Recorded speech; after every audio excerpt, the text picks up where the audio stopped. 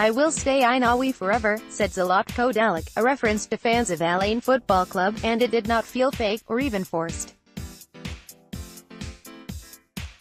The Croat had given 3 years to the UAE club, 3 years in which he helped lift them back to the summit of Emirati football, to within a penalty kick of winning the Asian Champions League. A single goal across 2 legs deprived the country's most decorated club of the continent's premier club prize, of one trophy they covet most. But results since the 2016 final stagnated, players' minds scrambled by the 3-2 aggregate defeat to South Korea's Jeonbuk Hyundai Motors. Ain deteriorated and Dalic was off, won Arabian Gulf League title, won President's Cup crown, and an enduring connection to the UAE later. "I have done my best," he said. "I don't want to take anything from anybody. I need rest." 10 months later, fully recuperated, Dalic was appointed Croatia manager. 18 months after leaving Ain, he is managing in a World Cup final, 90 minutes or maybe more away from snaring football's ultimate prize. It has been an unusual route to the top. Even with Croatia capturing hearts and imagination this past month, the question in Russia has remained just who is Zlatko Dalic? Ain supporters were asking the same in January 2014. Dalic turned up at the club, via stints in Saudi Arabia with Al Fazali and Al Zahl, arguably the Middle East's premier club, but his track record was modest. A former defensive midfielder who played for a host of prominent clubs in the former Yugoslavia, Bosnian-born Dalic had never represented his country. Yet coaching had always appealed. From age 25, and still playing, he would detail training sessions in a notebook. From 2006, he served as assistant coach to Croatia's under-21s.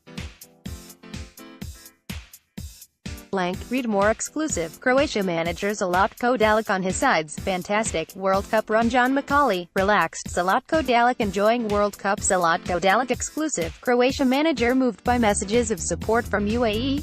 Eventually, Dalic moved to the Gulf because European teams look for brand names, and opted instead for big names, big money, big mistakes. "In my life I have always taken the harder path, had to fight for everything myself," Dalic said this week. "I started at the bottom of the ladder. Nothing was given to me on a plate." Initially, he was sworn in at Ain as technical supervisor. His appointment, seemingly out of the blue, was not met with great fanfare, rather confusion. Spaniard Quique Sanchez Flores was the club's manager, but Dalic appeared at a low-key press conference, sat alongside a prominent board member, and fielded questions rather cryptically. Ain were struggling at the time, and so Sanchez Flores was feeling the strain, but Dalic maintained, "I can't speak now of what happens in the future. I didn't come here to put pressure on anybody. I came here to do my job and help Ain club." Within a few days, Sanchez Flores was gone, with Dalic confirmed as his successor. Success on the pitch followed. The 2014 President's Cup, secured courtesy of a 1-0 victory in the final against Al Ahly, the reigning UAE champions and Ain's great rivals. The next season, Ain won the Arabian Gulf League. Zlatko Dalic salutes the fans after the Asian Champions League semi-final second leg on October 28, 2016. 2-2 draw in Doha against El Jaish secured a 5-3 aggregate win, and with it a place in that year's Asian Champions League final. AFP then came the Champions League assault and the subsequent anguish, and soon thereafter, Dalic's departure. Just before he left, one disgruntled Ain supporter printed a mock airline ticket, one-way, emblazoned with Zlatko out.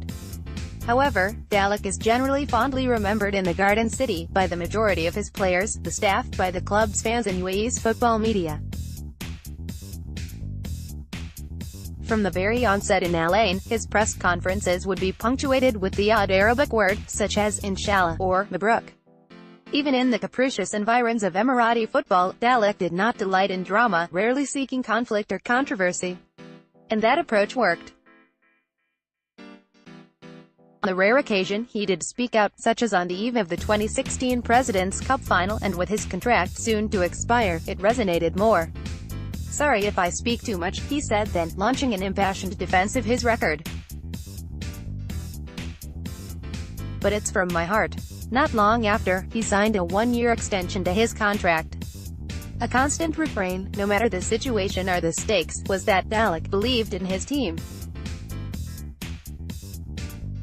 In 2016, one day before the Champions League final first leg in Alain's first Asian final in 11 years, he cut a noticeably relaxed figure in the pre-match media briefing, smiling happily for photos with his rival manager. Typically, Dalic was a calming presence on the touchline, too, sometimes interpreted that he did not possess the tactical acumen, that he was simply a safe hand at the UAE's most resourceful, and thus most demanding, club. But that masked a savvy coach with an understanding of what was required to glean the best from his squad. At Al Ain, Dalic identified as Mail Ahmed and Ibrahim Diaki, respected senior professionals, as close confidants, conduits between he and their teammates. They helped maintain harmony, ensured everyone pulled in the same direction. Read more Extra Time podcast. Comeback Kings Croatia to come up short against Emirati. 2018 World Cup final predictions. Will it be France or Croatia who lift the trophy?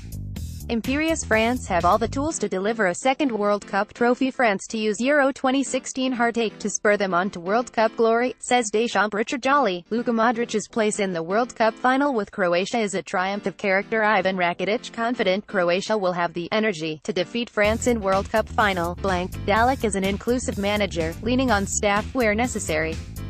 There is no ego, no haughty declarations that his is the only path forward.